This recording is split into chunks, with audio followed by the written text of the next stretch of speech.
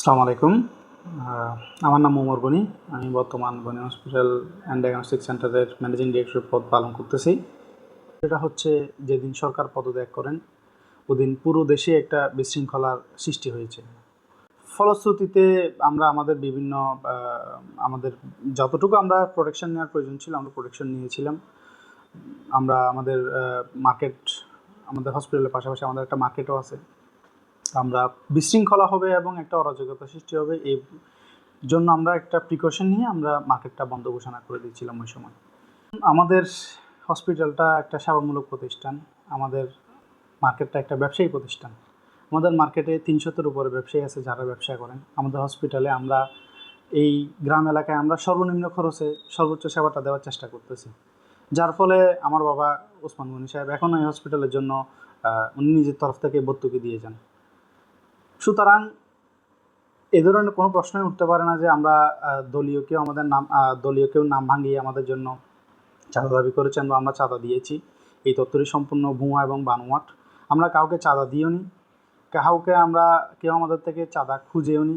আমরা কাউকে চাঁদা দেওয়ার প্রয়োজনও মনে করি না, কারণ আমরা ব্যবসা এবং সেবা করার জন্য ব্যবসায়ীদেরকে ব্যবসা করার সুযোগ করে দেওয়ার জন্য এবং সাধারণ জনগণকে সেবা করে দেওয়ার জন্য প্রতিষ্ঠানগুলো খুলেছি।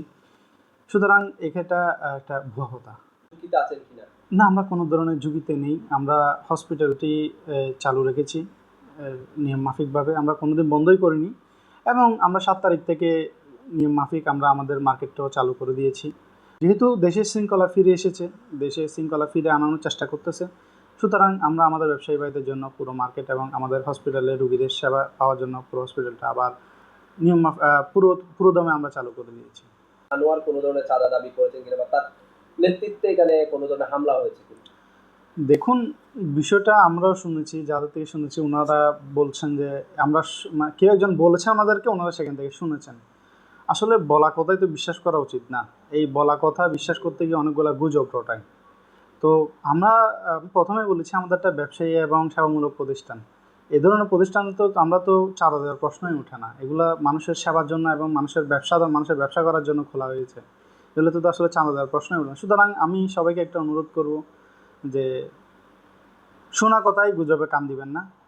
কে শোনাতে হয়নি, আল্লাহর মতো আমরা আগের মতো যে ব্যবসা করছি এখন করতেছি। কেউ আপনাদের কাছে দলীয় পরিচয়ে কোনো চাঁদা দাবি না না না, ইনশাল্লাহ কেউ আসে না আমাদের কাছে। ইনশাল্লাহ পরিবর্তন আসতে পারবে না। করে এখানে 2-4 দিনের মধ্যে কেউ আসে না ছাড়ার জন্য বা কোনো কিছু বলে নাই। আমরা এখানে শান্তিতে আছি সবাই। আমরা তথ্য পেয়েছি যে সরকার পদত্যাগের পর দিন থেকে মির্জাপুরে কিছু সহিংসতা ঘটেছে এবং সেই সাথে আপনার নাম মেনশন করে কিছু কথা এসেছে যে আপনি বিভিন্ন জনের কাছ থেকে চাঁদা দাবি করেছেন। আসলে বিষয়টা কতটুকু সত্য? আসলে জিনিসটা এরকম না। সরকার পদত্যাগ করার পরে সারা দেশে যে বিশৃঙ্খলাটা হয়েছিল, এরকম বিশৃঙ্খলা আমাদের এখানেও আড়াদারিত 2-1টা জায়গায় হয়েছিল।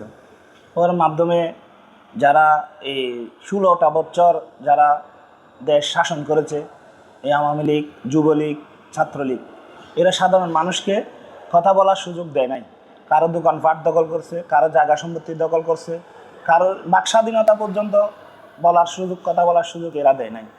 সেই দিন মানুষ স্বাধীনতা ফিরে পাওয়ার পর যার তার দোকান তার বুঝে নিছে, যার তার জায়গা তার বুঝে নিছে। এগুলো আমাদের বিএনপির মানুষের উপর ছড়িয়ে দিয়ে, এটা আমার মনে হয় এটা একটা ভিত্তিহীন।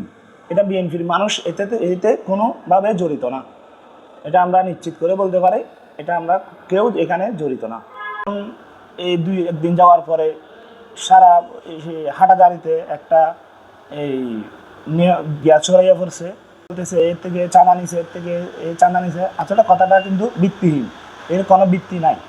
এখন কেউ বলতেছে আমি এর থেকে চাঁদা নিছি, আর এই বলতেছে এর থেকে চাঁদা নিছি। আমি যদি কারো কাছ থেকে যদি চাঁদা নিয়ে থাকি, তাহলে আপনারা যার থেকে চাঁদা নিছি উনি যদি আমাকে মেনশন করে বলতে পারে আমি আনোয়ার একজন বিএনপির কর্মী হয়ে কারো কাছ থেকে বিএনপির নাম ভাঙে আমি কারো কাছ থেকে চাঁদা দাবি করছি, তাহলে আমি নিজেকে বিএনপি থেকে সরিয়ে নেব, আমি নিজে পদত্যাগ করব বিএনপি থেকে।